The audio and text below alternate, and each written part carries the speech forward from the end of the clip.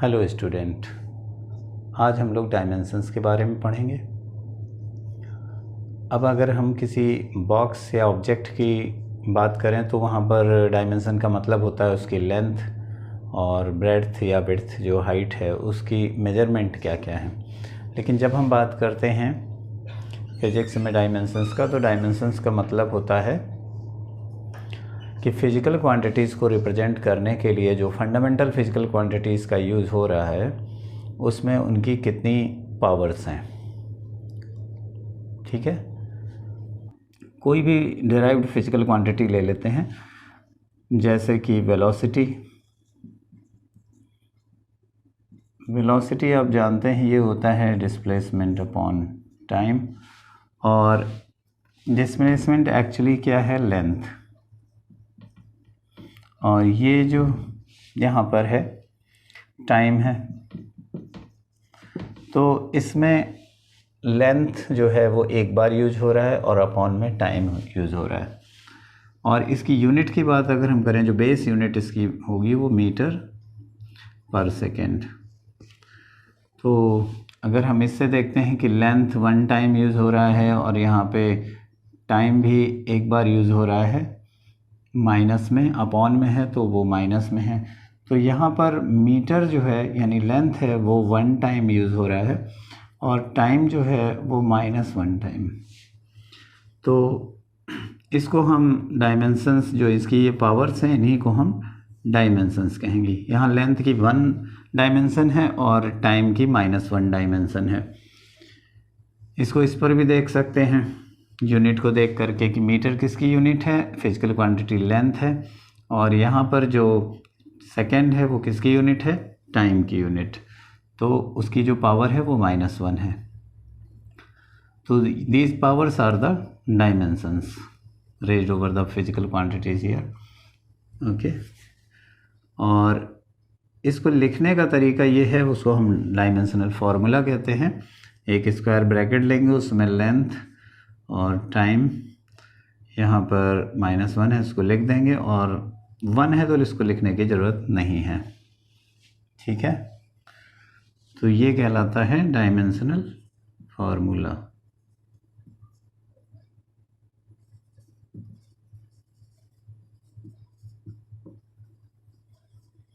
तो यहाँ पर ये किसका डायमेंशनल फार्मूला है, वेलोसिटी का।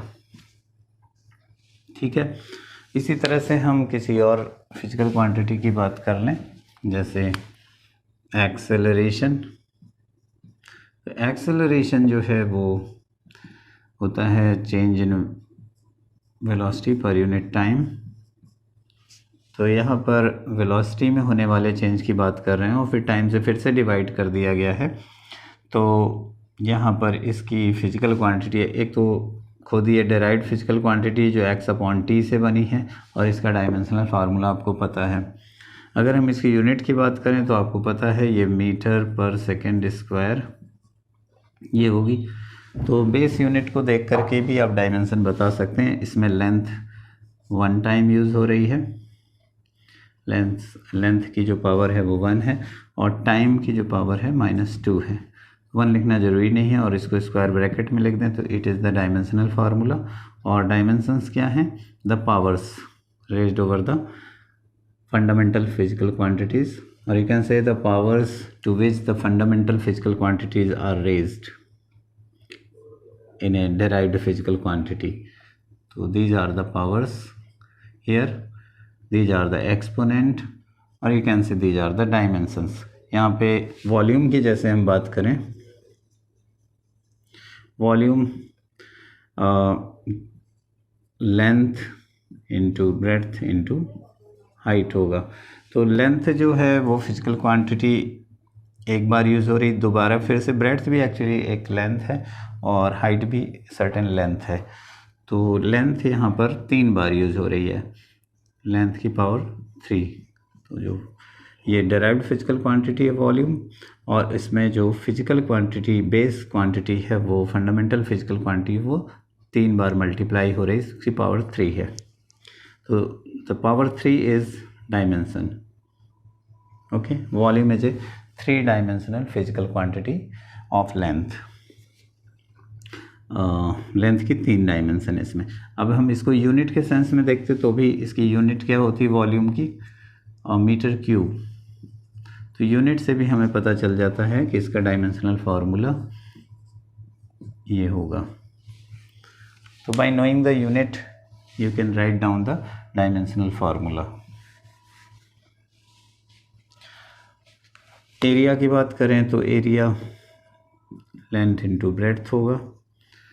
यूनिट की बात करें इसके एरिया की तो मीटर स्क्वायर होगा बेस यूनिट्स में, फंडामेंटल यूनिट्स में। तो इसके डायमेंशनल फार्मूले को हम L टू द पावर 2 लिखेंगे। ओके, और इसी तरह से और भी फिजिकल क्वांटिटी आप ले सकते हैं। वर्क होता है फोर्स इनटू डिस्प्लेसमेंट। ओके, और फोर्स की अगर आपको फिजिकल क्वांटिटी फोर्स का पहले से डायमेंशनल फार्मूला आपको पता हो तो आप यहाँ पे लिख सकते हैं। तो पहले मैं फोर्स की बात कर लेता हूँ कि फोर्स का जो डायमेंशनल फार्मूला होगा वो क्या होगा, फोर्स की डायमेंशंस क्या होंगी। फोर्स होता है मास इनटू एक्सेलरेशन। तो मास यहाँ पर उसकी जो यूनिट है वो केजी है, अगर हम फंडामेंटल यूनिट्स लिखते हैं तो केजी, और ये मीटर पर सेकेंड स्क्वायर। तो यहाँ पर हम फंडामेंटल यूनिट्स को देख के आसानी से बता सकते हैं कि मास की जो डायमेंशंस हैं वो 1 टाइम है, और ये लेंथ की यूनिट है मीटर, तो लेंथ की डायमेंशंस 1 टाइम है। 1 टाइम क्या, लेंथ की डायमेंशन 1 है, मास की डायमेंशन 1 है, और लिखना इसको ज़रूरी भी नहीं है। और यहाँ पर टाइम सेकेंड टाइम को रिप्रेजेंट करता है, तो टाइम जो फिजिकल क्वांटिटी टाइम है उसकी डायमेंशंस -2 हैं, और इसको स्क्वायर ब्रैकेट में लिख देंगे। तो this is the dimensional formula of force. Okay, अब अगर हमें वर्क का डायमेंशनल फार्मूला निकालना है तो हमें वर्क को डिफाइन करना होगा। Work is force into displacement along force. Work equal to force into displacement along the applied force. And यहाँ पर फोर्स का जो डायमेंशनल फार्मूला है उसको हम लिख लेते हैं। फोर्स की डायमेंशंस क्या क्या हैं ये उसके डायमेंशनल फार्मूला से पता चल जाएगी। फोर्स की डायमेंशंस अगर आप बात करें तो mL/t-2, और again multiplied with dimensions of length, displacement, और यू कैन से डिस्टेंस। तो हियर इनको हम कलेक्ट करें तो mass and length to the power 2 time to the power -2। तो वर्क जो फिजिकल क्वांटिटी है डेराइव्ड फिजिकल क्वांटिटी है, और इसमें जो फंडामेंटल फिजिकल क्वांटिटीज़ हैं उनकी जो पावर्स निकल के आ रही हैं, उनकी यूनिट्स की जो पावर निकल के आ रही हैं। ऐसे तो वर्क जूल में मेजर होता है, लेकिन हम लोग उसकी बात नहीं करेंगे कि ऐसा यूनिट जूल है तो जूल में हम डायमेंशंस बता दें। हम उसको बेस यूनिट्स में ही लिखेंगे और बेस यूनिट्स में ही डायमेंशंस को समझेंगे। तो यहाँ पर मास बेस यूनिट अगर आप लिखते हैं तो इसके लिए जैसा कि दिख रहा है न्यूटन, तो फिर उसकी एसआई यूनिट हो जाती है। लेकिन अगर इसकी ये वाली यूनिट लें आप फोर्स की तो केजी है, मीटर है, सेकेंड स्क्वायर, और इनटू अगेन डिस्प्लेसमेंट की यूनिट मीटर हो जाएगी। तो total units KG, metre square, second -2 बनती। ओके, तो डायमेंशनल फार्मूला आपको इसी तरह से मिलता है mL/t-2। ओके, यहाँ से भी और ये यूनिट्स से भी यहाँ से गैस कर सकते हैं कि मास की जो पावर है वो 1 है, और जो लेंथ की यूनिट है उसकी पावर 2 है, टाइम की यूनिट की पावर 2 है। ओके, तो अगर आप यूनिट जानते हैं किसी फिजिकल क्वांटिटी की तो भी उसके डायमेंशंस लिख सकते हैं, और अगर उसका फार्मूला आप जानते हैं नोन डायमेंशन से अननोन डायमेंशन पे पहुंच जाते हैं।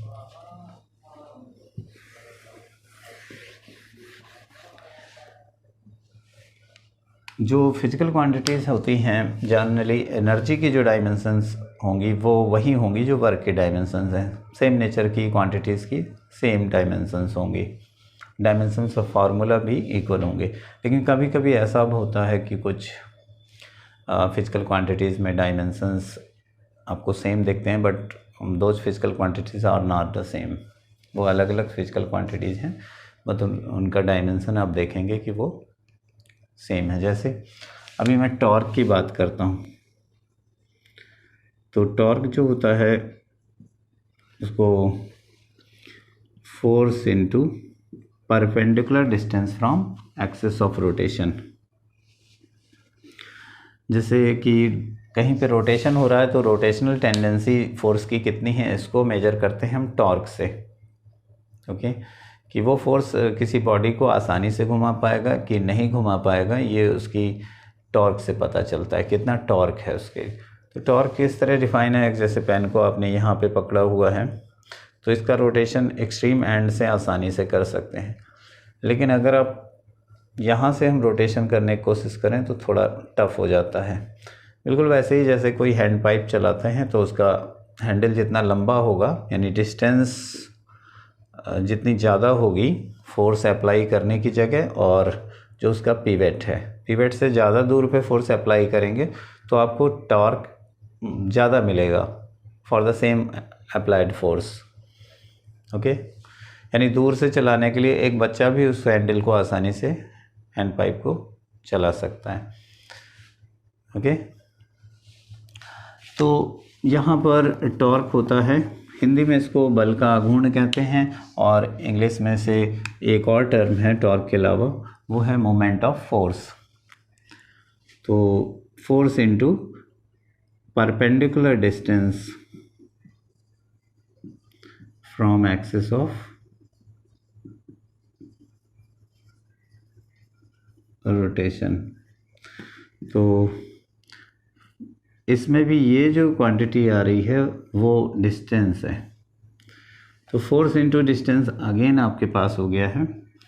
तो एक्चुअल में इसका एक और फार्मूला है जो वेक्टर फॉर्म में उसी से आएगा। यहाँ पे जो डिस्टेंस होती है वो अगर हम r से डिनोट करें तो यहाँ पे साइन थीटा होगा, और इस तरह से फिर से वही फार्मूला मिलता है। परपेंडिकुलर डिस्टेंस की जगह हमने r साइन थीटा लिखा हुआ है और फोर्स है, तो इनका मल्टीप्लिकेशन आपको क्या मिलने वाला, वही जो यहाँ पे है फोर्स इनटू डिस्टेंस। बस इसमें क्या था कि जिस डायरेक्शन में फोर्स अप्लाई किया जा रहा उसी डायरेक्शन में ऑब्जेक्ट डिस्प्लेस भी होता है, सेम डायरेक्शन में, जिधर फोर्स अप्लाई करें सेम डायरेक्शन, तो ये वर्क डन आता है। लेकिन यहाँ पर परपेंडिकुलर डिस्टेंस है। ओके, तो यहाँ पर जो इसका डायमेंशनल फार्मूला आप लिखेंगे, फोर्स के dimension mlt minus dimensional formula mlt-2, और फिर यहाँ पर डिस्टेंस का डायमेंशन साइन थीटा का कोई डायमेंशनल फार्मूला नहीं है, इट्स ए प्योर नंबर। और यहाँ पर जो pure number you can say this is the ratio, sine theta cos theta जो एट्सेट्रा सभी चीज़ें हैं वो these are the ratio.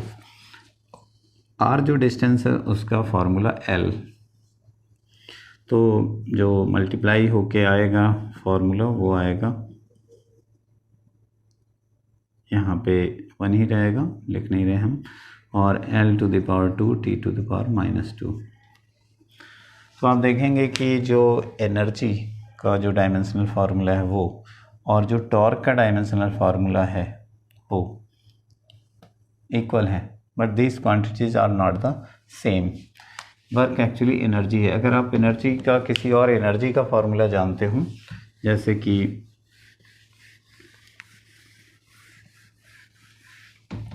Kinetic energy का फार्मूला, तो you know the kinetic energy equals to ½ mv²।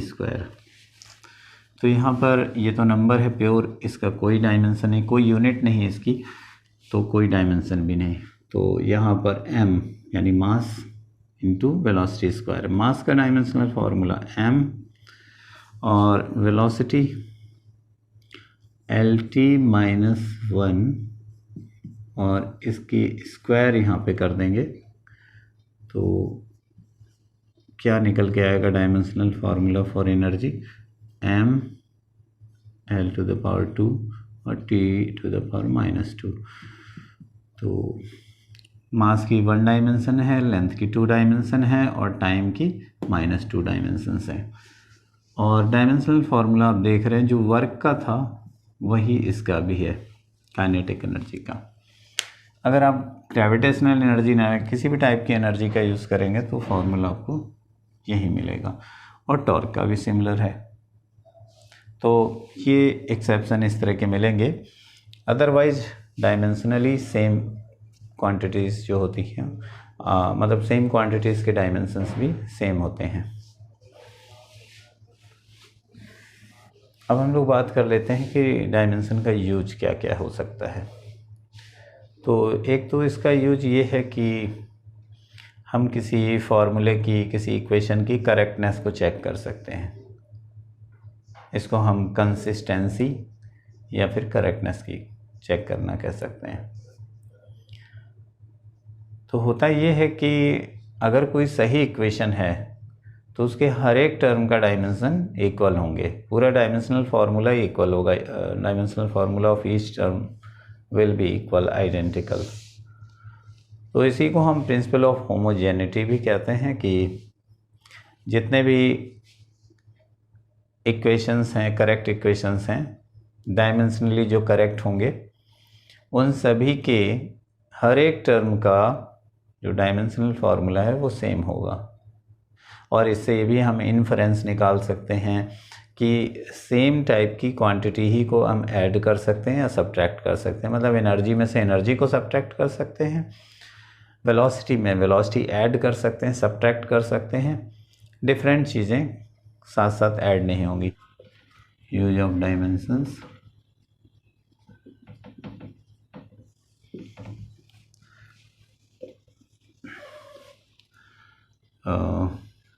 to check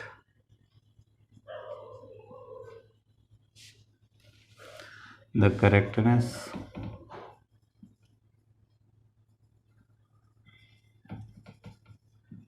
of equations।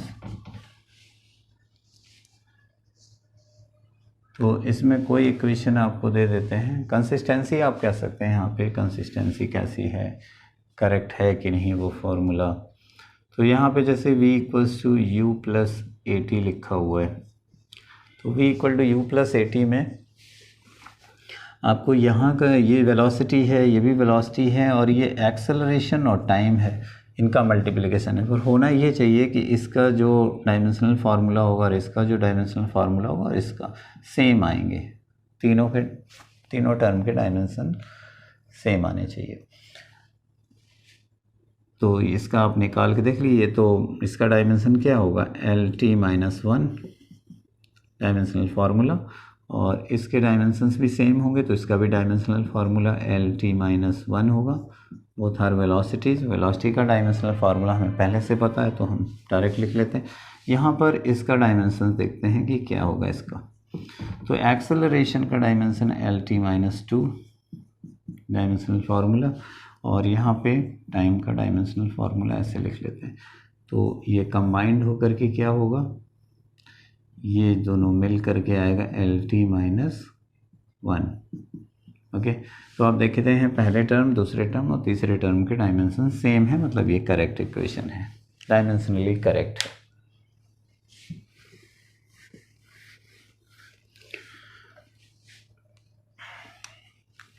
अब unknown quantity का dimensions भी आप पता कर सकते हैं। जैसे कहीं पर लिखा हो कि वेलोसिटी = at² + btq, तो अगर ये वेलोसिटी है, ये टाइम है, और a b सम कांस्टेंट है, इनका सिंबल हम बदल भी सकते हैं। तो find the dimensions of a and b which are some constant। तो डायमेंशन आप पता कर सकते हैं कैसे, जो डायमेंशन इसका होगा वही डायमेंशन इसका और वही डायमेंशन इसका होगा। तो dimension of A T square must be equal to dimensions of V, और v के डायमेंशन आपको पता है वेलोसिटी के LT-1। ओके, ये डायमेंशनल फार्मूला है जो आपको पता था, आपने लिख दिया। यहाँ पे लेंथ की डायमेंशन 1 है, यहाँ पे टाइम की डायमेंशन -1 है। फिर यहाँ पर a का डायमेंशन आपको अननोन है, पता नहीं है। पूरे टर्म में टाइम का तो पता है, तो वो लिख लेंगे डायमेंशन ऑफ a। तो टाइम का डायमेंशन आप यहाँ पे लिख सकते हैं t, केवल t, और उसका स्क्वायर कर देंगे। तो यहाँ पे आपको मिलने वाला है t²। फिर डायमेंशन ऑफ a आप आसानी से गैस कर सकते हैं, LT-1, और जैसा कि अलजेब्रा में होता है यहाँ पे ये मल्टीप्लिकेशन वाला है, तो इसको हम यहाँ लिख देते हैं। अब यहाँ पे डायमेंशन ऑफ a आपको मिल जाएंगे LT-1 और t⁻²। तो अब आप आसानी से बता देंगे कितना हो जाएगा LT-3। अब 2 डायमेंशन टाइम की थी, वेलोसिटी में केवल -1 डायमेंशन होनी चाहिए, तो इसको a के डायमेंशन से इसको कैंसिल करके वेलोसिटी के डायमेंशन बना लेगी। देख रहे हैं आप क्या आ गया, LT-3। ये किस चीज़ की डायमेंशन है, डायमेंशन ऑफ a, आपको पता चल गया। इसी तरह से डायमेंशन ऑफ b फाइंड करना है, सेम मैनर में इसको इक्वेट कर देंगे डायमेंशन ऑफ वेलोसिटी से, तो b के डायमेंशंस आ जाएंगे। बस आपको इस तरह से लिखना होगा यहाँ पर, dimensions of BT³ equal to dimension of velocity, यहाँ पर LT-1 डायमेंशनल फार्मूला लिख लिया, और डायमेंशंस ऑफ b आपको चाहिए, डायमेंशन यहाँ पे t³, ये इधर अपॉन में लिख लेंगे, तो डायमेंशंस b के पता चल जाएंगे। Dimension of b equals to LT-1 upon t³, तो डायमेंशन आपको पता चल गए LT-4। ओके, तो इस तरह से डायमेंशंस पता चल जाते हैं अननोन क्वांटिटी के। तो करेक्टनेस तो चेक कर ही सकते हैं, साथ साथ फाइंड कर सकते हैं अननोन क्वांटिटीज़ के डायमेंशंस। अब एक्सरसाइज में एक क्वेश्चन भी है जिसमें आप देखेंगे कि लिखा है कि जो मूविंग मास है ऑब्जेक्ट का, आइंस्टीन ने इक्वेशन दिया था कि ऑब्जेक्ट जो मूव करते हैं और बहुत लाइट पार्टिकल हैं उनके मास में कंसिडरेबल चेंज आता है। अदरवाइज कोई भी ऑब्जेक्ट मूव करेगा तो उसकी काइनेटिक एनर्जी उसके मास को ऐड अप करती है, मास इंक्रीज करता है। तो रेस्ट मास, रुके हुए पार्टिकल का मास m0 है, और मूविंग पार्टिकल जब वो पार्टिकल मूव करने लगता है v वेलोसिटी से, तो उसका जो नया मास है उसके लिए फार्मूला लिखा गया है। और यहाँ पर 1 - v² प्रिंट है। प्रिंटिंग मिस्टेक में कहीं पर वेलोसिटी ऑफ लाइट जो होती है c² का टर्म कहीं पे छूट गया है, ओमिट हो गया है। इसको कहाँ पे इसमें होना चाहिए था, तो फॉर्मूले को इसको करेक्ट करने को कहा गया। कैसे करेक्ट करेंगे, तो देखिए ये एक इक्वेशन है, फार्मूला है, यहाँ पर मास जो है दिया हुआ है और इधर भी मास दिया है, तो इसकी यूनिट kg, इसकी यूनिट kg, इसके डायमेंशन और इसके डायमेंशन सेम होने चाहिए। मास का 1 डायमेंशन इधर है तो पूरे इक्वेशन मास का 1 डायमेंशन ही होना चाहिए। तो यहाँ पर इसका डायमेंशन ठीक है दिया हुआ है, मास का 1 डायमेंशन, इधर भी मास का, तो ये जो अपान की क्वांटिटी इसका कोई भी डायमेंशन नहीं होना चाहिए, इसके डायमेंशन 0 होने चाहिए। तो यहाँ पर c² इसके अपॉन में होगी, ये भी वेलोसिटी है और ये भी वेलोसिटी है, स्पीड ऑफ लाइट है, इसका स्क्वायर है, तो ये इसके अपॉन में आ जाएगा। तो ये डायमेंशन कैंसिल हो जाएंगे, इसके यूनिट की कैंसिल हो जाएगी, ऊपर भी सेम क्वांटिटी, नीचे भी अपॉन में सेम क्वांटिटी, डायमेंशन लेस हो जाएगी, और 1 तो डायमेंशन लेस है ही, तो पूरी क्वांटिटी ये वाली डायमेंशन लेस हो जाएगी, इसके डायमेंशन इसके सेम हो जाएंगे। तो सी स्क्वायर को यहाँ पर रखना पड़ेगा।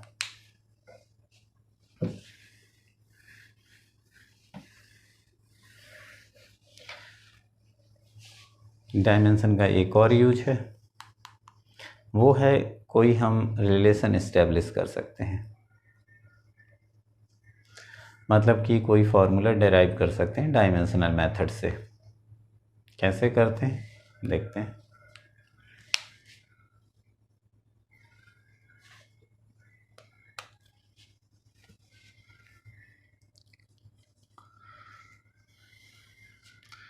अब आपको बताया गया किसी क्वेश्चन में कि find the equation of time period, find the formula for the time period of a simple pendulum using dimensional method. और आपको ये पता है केवल कि जो टाइम पीरियड है ऑसिलेशन का, टाइम पीरियड पेंडुलम के, वो डिपेंड करता है पेंडुलम की लेंथ, पेंडुलम के मास, पेंडुलम जहाँ पर रखा गया है, जहाँ पर यूज किया जा रहा है, वहाँ पर ग्रेविटेशनल एक्सेलरेशन अर्थ का कितना है। तो ऐसा सपोज कर रहे हैं कि एक पेंडुलम है और इसकी लेंथ L है और इसके बॉब का मास जो लटका हुआ है वो m है, और यहाँ पर जो ग्रेविटेशनल एक्सेलरेशन स्मॉल g है, और उस पर भी पेंडुलम के ऑसिलेशन का टाइम पीरियड, मतलब पेंडुलम स्विंग करता है अगर, तो इसका एक बार जाने और एक बार लौटना, वन ऑसिलेशन होता है। यहाँ एक्सट्रीम एंड से अगर गया तो फिर वहाँ पे लौट के जब आएगा तो एक जो ऑसिलेशन है उसमें जो टाइम लगता है वो टाइम पीरियड है। तो किसी एक्सपेरिमेंट में ऐसा गेस किया गया कि टाइम पीरियड जो है वो डिपेंड कर सकता है L पर और M पर और G पर, तो इन पर डिपेंड करता है। तो आप इसके लिए फार्मूला डिराइव कैसे करेंगे? तो हम मान लेंगे, आप लिखेंगे let T is proportional to L to the power A, M to the power B and G to the power C। अब ये अलग बात है कि वो M पे डिपेंड करे या ना करे, L पे डिपेंड करता है या नहीं करता है, लेकिन ऐसा आपको बताया गया तो आप इस तरह से लिख लेंगे। फिर यहाँ पर इक्वेट करेंगे अगर हम कि T इज़ इक्वल टू, तो मुझे यहाँ पे प्रोपोर्शनलिटी के लिए एक कांस्टेंट लगाना होगा, तो वो कोई भी रैंडम कांस्टेंट हमने चूज़ किया K, और ये एक यूनिट लेस कांस्टेंट है, डायमेंशन लेस कांस्टेंट है, ऐसा हम सपोज करेंगे। L to the power A, M to the power B and G to the power C, where K is dimensionless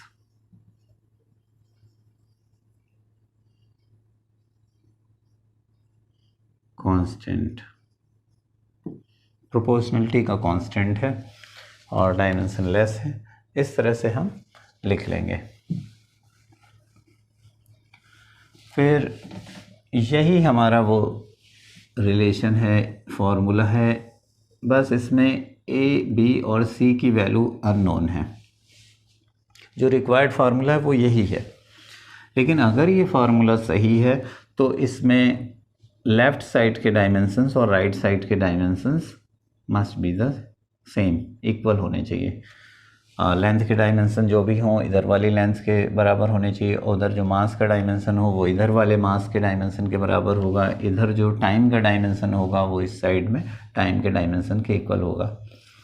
तो हम बोथ साइड के डायमेंशनल इक्वेशंस, डायमेंशनल फार्मूले लिख लेंगे, उन्हें इक्वेट करेंगे, उसको हम डायमेंशनल इक्वेशन भी कहते हैं। तो यहाँ पर T का डायमेंशनल फार्मूला T से ही रिप्रेजेंट होगा। टाइम पीरियड कैपिटल T लिया है, ये एक अलग बात है कि T सिंबल स्मॉल नहीं है, वो कैपिटल है, और यहाँ भी कैपिटल है। और मास इसमें यहाँ नहीं है तो हम उसको भी लिख लेते हैं मास की पावर 0, कोई भी डायमेंशन मास का नहीं है तो एक्सपोनेंट 0 होगा। और मास लेंथ तो यहाँ पे है नहीं, तो लेंथ की भी डायमेंशंस 0 हैं, टाइम की डायमेंशन 1 है। इधर डायमेंशनलेस कांस्टेंट k है तो इसका कोई डायमेंशन नहीं लिखेंगे, लेंथ की डायमेंशन L⁴ मास जो फिजिकल क्वांटिटी है उसकी डायमेंशंस m से रिप्रेजेंट करके उसके ऊपर b, और ग्रेविटेशनल एक्सेलरेशन कोई भी हो सेम डायमेंशन होगा तो Lt-2, और ब्रैकेट में लिखने के बाद हम इसके ऊपर c लिख देते हैं। यहाँ पे इसको भी ब्रैकेट में लिख सकते हैं और यहाँ भी स्क्वायर ब्रैकेट। तो अब ये मल्टीप्लिकेशन में है तो पावर्स आप सेम बेस वाली पावर्स ऐड हो जाएंगी, तो L यहाँ पर भी L है, इसकी पावर C एक बार और चाहें तो आप लिख सकते हैं। C जो पावर है वो यहाँ पर भी आएगी और इसके ऊपर भी आ जाएगी। ठीक है, नेक्स्ट लाइन में लिख लेते हैं L⁴ A M⁴ B L⁴C T⁻²। Collect कर लेते हैं तो L की टोटल पावर्स हो जाएंगी A+C और M की जो पावर्स हैं वो B हैं।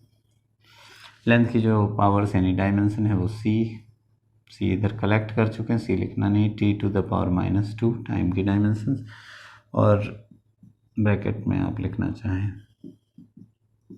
इस तरह से, और यहाँ पे M0 L0 T1 square bracket. अब ये इक्वेट हो रहे हैं डायमेंशनल इक्वेशन, इधर भी इधर की सेम डायमेंशंस होंगी, तो M की डायमेंशन यहाँ 0 है, यहाँ पे B लिखा हुआ है, तो सीक्वेंस यहाँ पे ऐसे M को पहले लिखना चाहिए, आप कर सकते हैं, और यहाँ पे इक्वेट करते हैं तो B से इक्वेट होगा 0। B should be comparing both side,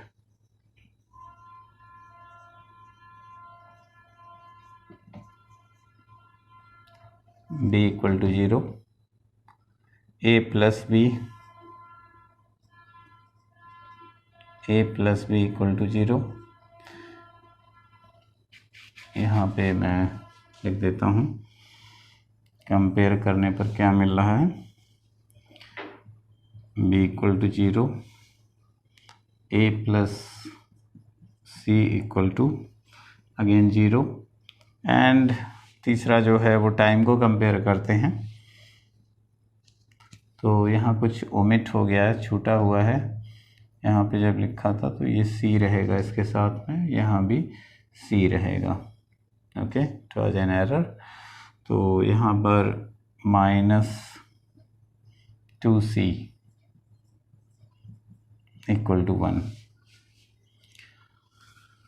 ये कंपेयर करने पर निकला, तो B तो 0 हो गया, और इससे हम निकाल सकते हैं C की value, C equals to -1/2, minus में हाफ हो गया, और यहाँ से अगर मैं इसकी वैल्यू रख दूँ, यहाँ पे A इक्वल्स टू -C दिख रहा है, और -C की वैल्यू फिर से माइनस रखी जाएगी, तो इट विल बी +½ तो C के इक्वल है लेकिन माइनस लगा हुआ, तो A इक्वल्स टू कितना आ गया, A इक्वल टू +½ तो आपको एक तो ये पता चल गया, और दूसरा ये C की वैल्यू पता चल गई, मतलब A इक्वल्स टू +½ है, B इक्वल्स टू 0 है, और C इक्वल्स टू -½ है, इतने आपको वैल्यूज़ पता है, तो आप इनको रख देंगे वापस इसी इक्वेशन में, यही हमारा जो इक्वेशन है इसमें आप रख देंगे, पुटिंग इन 1 आपको क्या मिलता है, T इक्वल्स टू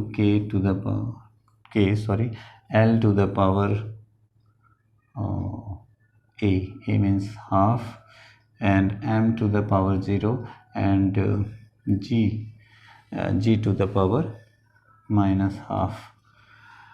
तो जिस चीज़ की पावर 0 है वो तो 1 हो जाएगा, इसको लिखने की ज़रूरत नहीं रहेगी, और फिर T equals to K L⁴½ और G अपॉन में अगर करेंगे तो +½ पावर हो जाएगी, और you can write it again as K equals to √L/G, okay. तो यहाँ पे K जो है वो डायमेंशनलेस कांस्टेंट है, इसकी वैल्यू डायमेंशनल मेथड से नहीं पता कर सकते, पर एक्सपेरिमेंट से K की वैल्यू 2π आती है, तो फार्मूला यही था, वो रिलेशन जो आपको डेराइव करना है। आगे के चैप्टर्स में हम बिना डायमेंशनल मेथड के इसको फिजिक्स के अदर रूल्स से डेराइव कर सकते हैं, लेकिन यहाँ पे डायमेंशनल मेथड से बहुत सारे फार्मूलों को डेराइव किया जा सकता है। बस केवल गिवन हो कि एक फिजिकल क्वांटिटी किस किस चीज़ पे, कौन सी दूसरी फिजिकल क्वांटिटी पे डिपेंड करती है। अब इसकी एक लिमिटेशन है कि आपको 3 इक्वेशंस, 3 चीज़ें ही आप कंपेयर कर सकते हैं, मास, लेंथ और टाइम। तो you will get only 3 equation, और 3 अननोन्स आपके पास होंगे तो 3 इक्वेशन से तो निकल आएगा। लेकिन अगर आपके पास 4 अननोन हैं, यानी कि यहाँ पे 3 क्वांटिटी की जगह 4 या 5 हैं, तो आप उनके बारे में रिलेशन नहीं बना पाएंगे। अननोन आपके पास ज़्यादा हो जाएंगे, A B C D E, and आपके पास जो इक्वेशंस होंगे वो केवल 3 इक्वेशन मिलेंगे कंपेयर करने के बाद। तो मोर देन 3 क्वांटिटीज़ के रिलेशन को ये नहीं, one quantity, if one quantity depends on more than 3, then you cannot use dimensional method to derive formula. Okay.